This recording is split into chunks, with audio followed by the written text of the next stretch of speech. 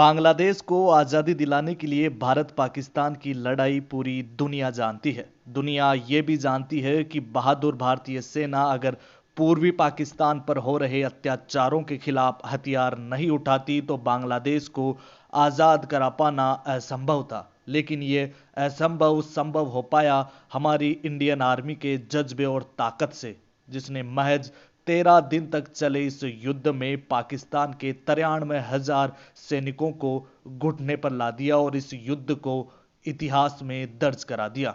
आज भी बांग्लादेश में उन भारतीय अफसरों और सैनिकों को सम्मान मिलता है जिनके हौसलों और बुलंद इरादों ने बांग्लादेश को स्वतंत्रता दिलाई। इस फहरिस्त में जनरल मोनेक्सा के साथ एक और महत्वपूर्ण अफसर का नाम है और वो नाम है लेफ्टिनेंट जनरल जगजीत सिंह अरोड़ा।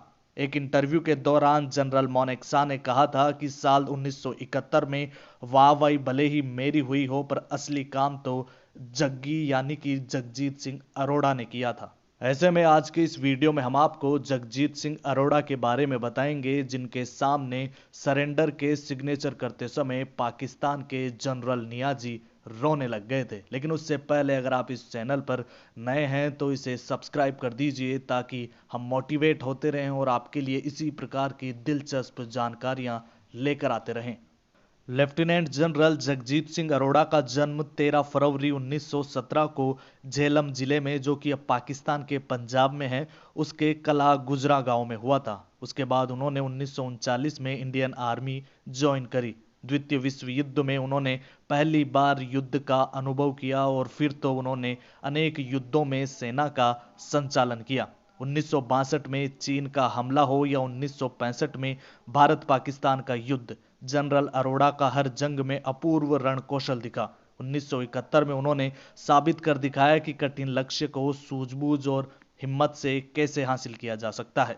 ये जनरल अरोड़ा का युद्ध कौशल ही था कि उन्होंने पूरी पाकिस्तान की सेना को महज 13 दिन में धूल चटा दी थी और भारत के नाम इतिहास की सबसे महत्वपूर्ण जीत हासिल करवा दी थी। उन्होंने पाकिस्तान के 93,000 सैनिकों को घुटनों पर लाकर सरेंडर करवाया था।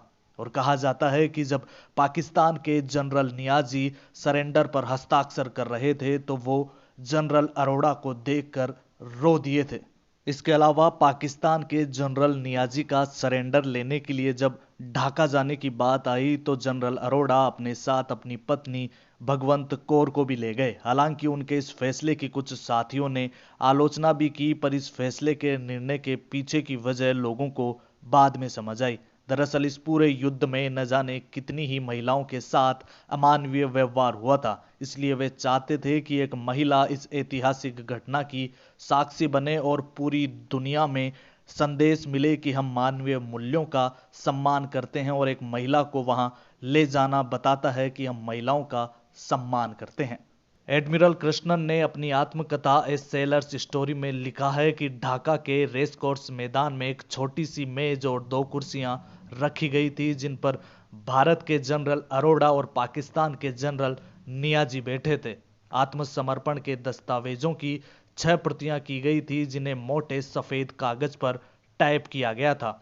समर्पण के कागजातों पर जनरल नियाजी ने पहले अपने पूरे हस्ताक्षर नहीं किए और सिर्फ ए निया लिखा, पर जगजीत सिंह ने उनसे पूरे हस्ताक्षर करने के लिए कहा और जैसे ही नियाजी ने यह किया, बांग्लादेश आजाद हो गया। यह करते हुए जनरल अरोड़ा को देखकर जनरल नियाजी की आंखों में आंसू आ गए थे। नियाजी ने अपने 93,000 सैनिकों के साथ समर्पण किया और इस तरह 16 दिसंबर 1971 को बांग्लादेश का जन्म हुआ। आज इतने सालों बाद भी बांग्लादेश के लोग जनरल जगजीत सिंह अरोड़ा का नाम नहीं भूले हैं। उस समय बांग्लादेश के विदेश मंत्री मुर्शीद खान ने भी कहा था कि जगजीत सिंह को बांग्लादेश के इतिहास में हमेशा याद रखा जाएगा।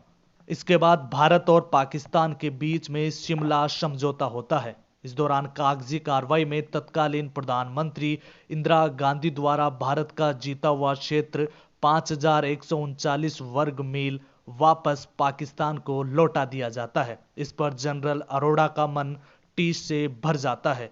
उस दौरान उन्होंने कहा था कि हमारे राजनेताओं ने हमारी जीत पर पानी फेर दिया है। हमने जो कुछ भी युद्ध में प्राप्त किया उसे शिमला समझौते में लौटा दिया। इसके बाद समय बीतता है और हंसमुख जिंदादिल स्वभाव के जनरल अरोड़ा 1986 में अकाली दल के टिकट पर राज्यसभा सदस्य बन जाते हैं। एक सांसद के रूप में उन्होंने गरिमापूर्ण भूमिका निभाई। कार्यकाल समाप्त होने के बाद वे सांसद का आवास छोड़कर 30 फ्रेंड्स कॉलोनी नई दिल्ली में आ गए थे। 1997 में पत्नी भगवंत कौर का देहांत होने के बाद वे एकाकी हो गए। अपना एकाकीपन वे किताबों और संगीत के साथ बांटा करते थे। जनरल अरोड़ा को शास्त्रीय संगीत विरासत के रूप में मिला था, इसीलिए उन्हें शास्त्रीय संगीत सुनना बहुत भाता था। देश के इस महान सपूत ने 3 मई 2005 को अंतिम सांस ली।